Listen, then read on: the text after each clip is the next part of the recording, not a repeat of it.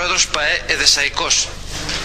Κύριε Μάτσιο, ισχυρίζεται η Καλαμαριά ότι είχε την καλή διάθεση με το πρόβλημα που προέκυψε και με την παρουσία ενός επόπτη να γίνει. Όμως ο Εδεσσαϊκός ήθελε να τηρηθεί ο κανόνας με την παρουσία των δύο και την κλήρωση. Έτσι λοιπόν δεν έγινε το μάτι.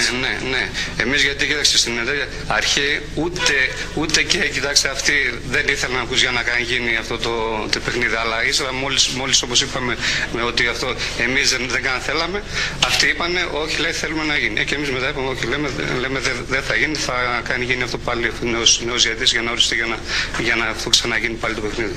Δεν έπρεπε να υποχωρήσετε και οι δύο δεδομένου ότι δεν σας επιτρέπουν και οι αγωνιστικές, υπάρχει και το κύπελο, όλα αυτά?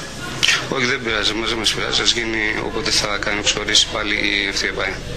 Έτσι λοιπόν ότι ο Εδεσσαϊκός στην αρχή ήθελε, αλλά από την πρώτη άρεση της Καλαμαριάς.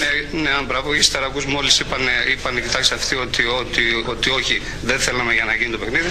Και εμείς ύστερα είπαμε εντάξει, δεν θέλουμε κι εμείς. Και αυτοί ύστερα μετά εμείς αφού είπαμε αυτό θέλουμε, είπαμε δεν θέλουμε και εμείς το αλλάξαμε. Και λέμε εντάξει, λέμε ούτε και εμείς θέλουμε. Και μετά είπαν αυτοί πάλι ότι ξέρετε, εμείς θέλουμε να γίνει. Εμείς όμως μετά δεν δεχτήκαμε μετά από όλα αυτά και είπαμε να γίνει μετά το παιχνίδι. Όποτε το κάνει εξορίσει η ΠΑΕ. Αυτό ακριβώς, τίποτα άλλο.